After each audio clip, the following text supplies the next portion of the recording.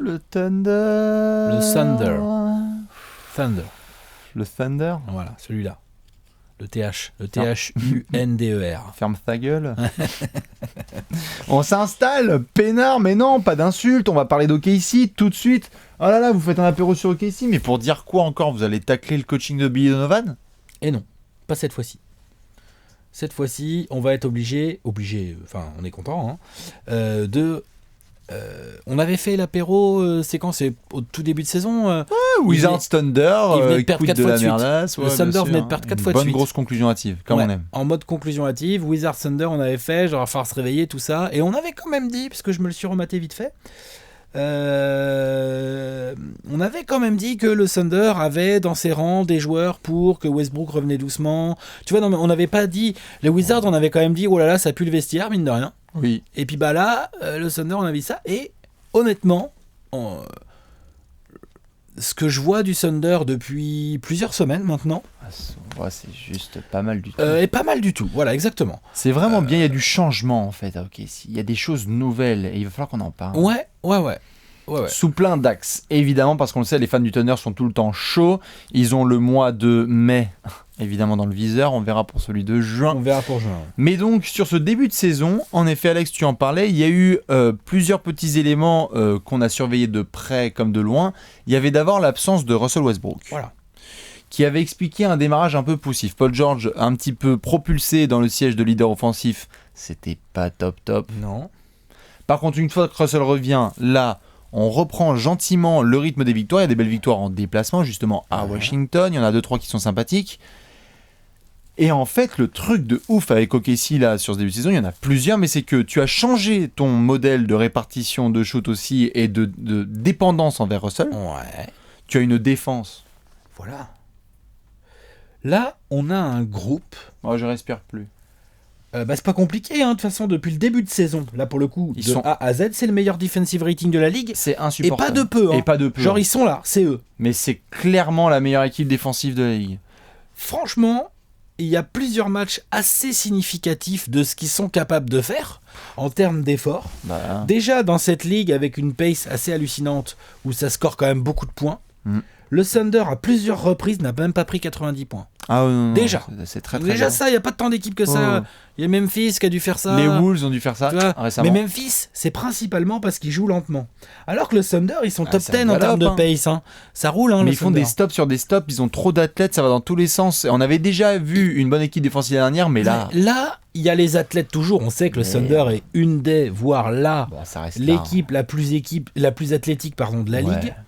Top to bottom, ça reste la plus athlétique. Hein, Ouais. j'ai l'impression quand même. Hein. Quand même.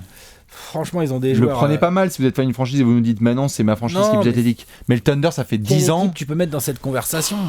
Les Les Warriors. Wolves. Les Wolves, peut-être. Les Warriors. Celtics. Les Sixers. Non, les Celtics, non. Clairement pas. Les Celtics, c'était ouf. Non. Les Raptors, c'est de l'athlète. Hein. Raptors, il y a de l'athlète. On en parlera peut-être d'ailleurs. Raptors, C'est de l'athlète. Hein. Raptors, Attention. c'est roule. C'est sale. Hein. Ouais. Mais bon, en tout cas, voilà. Le Thunder est là. Et Milwaukee. défense. Milwaukee, Pardon, oui. pardon, Ah bon, il y a vas-y. des athlètes de Milwaukee. J'ai pas vu les athlètes.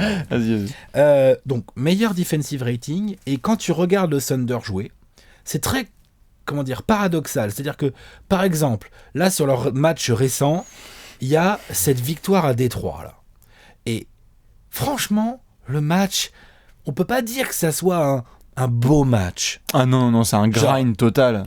Russell Westbrook, non, c'est pas un Ah, il est grind. affreux. Hein. Russell Westbrook est vraiment dégueu. Les gens qui l'ont pris à DTFL. Entame de match, sont contents. on parle pas. Entame de match crade, ça rentre pas les tirs.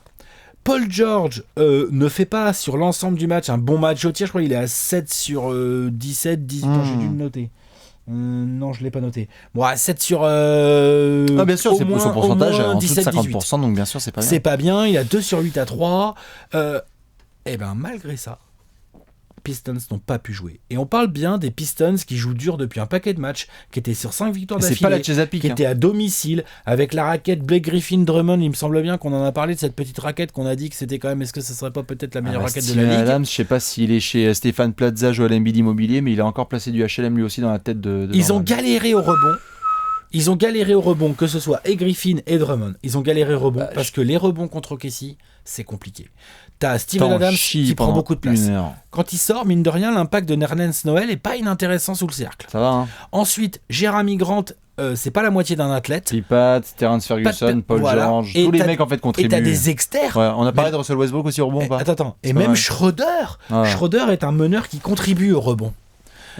Ferguson, pourquoi là il est blessé, mais le petit Amidou Diallo quand il joue, mine de rien, Pépère il est quand même athlétique et tout. Bon, Westbrook évidemment. Tous les mecs contribuent dans les petits aspects du jeu qui font que défensivement t'es une équipe élite en fait. Exactement. Sur les extérieurs, c'est quand même assez compliqué d'être libre à 3 points. Ça switch bien. Il y a un vrai progrès. Tiens, si on doit prendre un progrès premier, parce que j'en ai plusieurs, du Thunder, c'est le progrès dans la discipline défensive.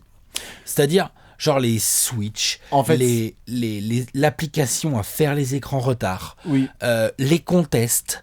Genre Westbrook qui fait un début de match de merde hier. Et pendant ce temps-là, Reggie Jackson, il est en cauchemar l'autre. Ouais. Genre c'est galère. Après ils étaient déjà pas mal disciplinés dernière, mais c'est mieux. Là où c'est mieux notamment, c'est que tu le vois et notamment on en parlait en sortie de playoff, on se disait mais comment ça, continuité, etc. Mais vu qu'il y a de la continuité dans l'effectif, tout à fait. Tous les automatismes sont là, donc tu sais qu'en fait si ton mec passe derrière. T'as pas à te poser la question sur savoir si un mec qui va faire la rotation elle est déjà faite. Et t'as reçu un livret recommandé. Oui. Et je sais beaucoup plus pratique. Je vais venir à Billy Donovan plus tard, au niveau tactique. Bien sûr. Même en termes de. Quand tu le regardes jouer, donc c'est toujours ce fameux match, mais vous pouvez regarder, il y a eu des belles démonstrations. Il y a eu celle à Golden State. Golden State, évidemment. Mais il y a eu les Rockets aussi. Les Rockets qui allaient soi-disant mieux, ils ont mis 80 points contre le Thunder. Ouais. Non, il y en a eu 2-3. Il y en a eu quelques-uns comme ça. Je sais plus qui a pas mis beaucoup de points. Les Cavs, 2 fois, les Cavs. Voilà, bon, c'est les Cavs après. Mais non, voilà. bien sûr. Donc, il y a vraiment. Je sais pas comment. Ça panique pas quand ça attaque mal. Ça se met pas forcément à croquer n'importe comment quand ça attaque mal. C'est-à-dire que tu auras toujours d'ailleurs, c'est le Thunder, des Westbrook et des Paul George entre 15 ou la vingtaine de tirs, on va dire. Mais ils vont pas être à 30 ou 35 tirs là pour l'instant. En tout cas, on verra bien. C'est mieux réparti. C'est un peu mieux réparti. Ça force un peu moins. Ça panique pas quand ça rentre pas. Parce que ça rentre pas beaucoup, le pourcentage de réussite du Thunder, c'est pas ouf. Alors, juste, mais soyons clairs tout de suite, c'est la pire équipe de la Ligue à 3 points. En termes de pourcentage, il y a zéro débat, c'est la pire. Et ils ont même pas André Robertson, qui non seulement peut contribuer défensivement, et c'est l'équipe la plus forte en défense cette saison, et c'est un cimenteur professionnel. À 3 points, c'est terrible. Je te laisse continuer. Et donc, je continue à l'aligner, je veux dire, ça panique pas, parce que derrière, tu sens que cette équipe, non seulement elle a compris et elle a confiance en sa capacité à faire des stops à tout moment, mais en plus, elle y prend du plaisir. Je pense qu'ils sont en train de kiffer. Quand je vois Paul George qui se jette comme un chien enragé sur un vieux ballon. Un chien enflammé sur un vieux ballon. Sur un vieux ballon en 50-50 là, et qu'il le gagne, et il s'arrache, il demande temps mort pour gagner une possession, je suis à choquer. Ça va être ils sont bien sûr, ils sont carrés. Les leaders montrent l'exemple. Oui. Et ça, c'est vachement bien. Schroeder, quand il sort du banc, que ce soit pour remplacer Westbrook ou pour jouer à côté de Westbrook, de toute façon, c'est l'enfer. Pour la seconde unit adverse, parce que tu as soit une Schroeder Paul George, je vais arriver à Donovan comme ça, soit une Schroeder Westbrook pour diriger le jeu. Et donc, du coup, en fait, on se rend compte que l'apport de Schroeder, tout Schroeder qu'il est, il a quand même du talent, il va vite, il a un bon handle, il sait scorer, c'est pas le moins bon shooter de tous, finalement il est capable d'en mettre quelques-uns, il provoque des lancers, en plus il intercepte, alors s'il participe au rebond, du coup je trouve que Donovan, ça va mieux là, les rotations, les critiques qu'on lui faisait, ça va un peu mieux. En fait, c'est un peu plus malin. J'aime mieux. De toute façon, ce qu'il y a de clairement mieux, c'est que il y a eu d'ailleurs, s'il y en a qui sont curieux, on avait écrit dessus sur Trash Talk et il y a eu un très bon papier qui a été fait sur ESPN, je crois par Royce Young, qui est un peu la référence du Thunder depuis longtemps sur ESPN avant qu'il était au Oklahoma, qui expliquait que en fait pendant tout cet été. Ah ok, si, nous on était les premiers choqués, comme beaucoup de monde, à avoir eu le maintien de Billy Donovan après le scandale contre Utah au premier tour des playoffs. Ouais, et même la saison régulière qui était pas top, tout à fait. Et en fait, les discussions qui ont eu lieu pendant l'été, c'était bon, la dépendance envers Westbrook, ça suffit. On arrête de... Il y a cette espèce de fantasme, il y a une espèce de rêve qui s'est créé autour de Westbrook en triple-double, le Thunder gagne. Certes, statistiquement, c'est véridique, c'est vérifié, mais c'est pas totalement... Il y a eu une espèce de bulle qui a été créée autour de ça, alors qu'en fait, ils sont en train de se rendre compte, ils se sont rendus compte pendant l'été, qu'un Westbrook un peu moins partout, à fond la caisse et qui peut plus se concentrer sur des petites choses du jeu, dont défensivement, parce que on l'a vu, Westbrook a aussi donné un peu plus il fait des vrais jeu. efforts. Et bah du coup tu as des matchs du Thunder où honnêtement Westbrook il est à 19 points, le match contre Détroit tout à fait, où il est dégueu et ça domine. Et puis ça domine pas, c'est un blowout du début à la fin. Ils sont à plus 25. Ouais, et si je dis pas de conneries, le Thunder il y a 8 matchs sans Westbrook cette saison, ils sont à 5-3. Ouais, un truc comme ça. Ouais, je crois qu'ils sont à 5-3. Ils sont en positif sans Westbrook. Ils sont capables de gagner sans lui, ils sont capables de gagner quand il est pas bon. Ouais. Quand il est bon, t'oublies. Oui, quand clairement, il est bon, t'oublies. Clairement. Et Westbrook n'est encore qu'en préchauffage. Faut bien comprendre qu'on a une saison différente de Westbrook. Bien sûr. Il est pas encore à 100% Westbrook. Pas de camp d'entraînement, pas de bien sûr. Ça se voit quand en tu vois jouer. janvier, il va préchauffer. Voilà. Ouais.